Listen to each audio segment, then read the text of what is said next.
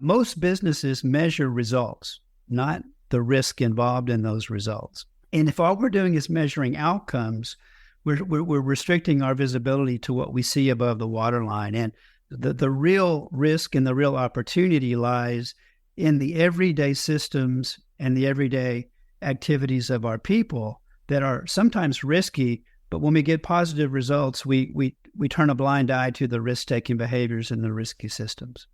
So I developed something, and I mentioned this in the book, called the sequence of reliability. And the first step in that sequence of reliability is to see and understand risk.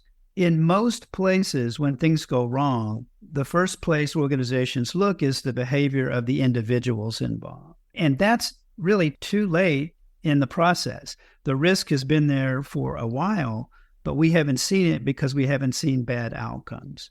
Think about driving our car. Let's give an example we can all relate to. Let's play a little game. Do you have car insurance for the car you drive, Stephanie? I do. Yes. Okay, so I'm going to pretend like I am your insurance agent.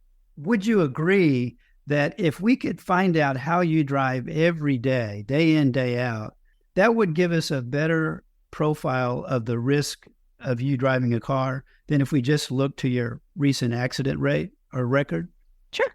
So the game I want to play is, would you do me a favor? Would you call me anytime you go over the speed limit? Or would you tell me when you talk on the phone or you get distracted and maybe you even text while you're at a red light? Would you just call and let me know so I can build a profile on you to understand how risky you are? I'm going to say no. You're going to say no. And most people aren't going to come to their boss at the end of the day and say, let me give you a list of all the risky things I did. Because the way you're going to measure me is on outcomes. If I get the job done and I get rewarded sometimes for risk-taking behavior because my boss can't see what I do day in, day out. They only see the results I produce. So I'm incentivized. Most people are incentivized to get results. Now, we're not saying results don't matter. Absolutely, results do matter. But we have to be careful that we're not building excess risk into our system by rewarding people for their outcomes.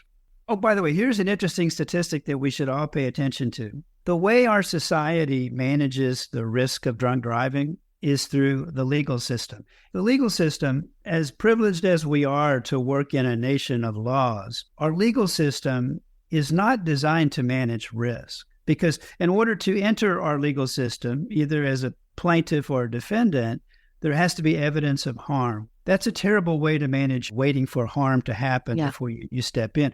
So the way we manage drunk driving is a police officer will pull you over if they suspect that you're driving intoxicated, or there's a car crash where we take your blood alcohol level. Well, on average, the National Highway Traffic Safety Administration told me that on average, for every drunk driver arrested, they have driven drunk 88 times previously without having been caught. So most of the time in our society, that risk is out there interacting in the socio-technical world, and we don't see it. Man, that's a stunning statistic, isn't it?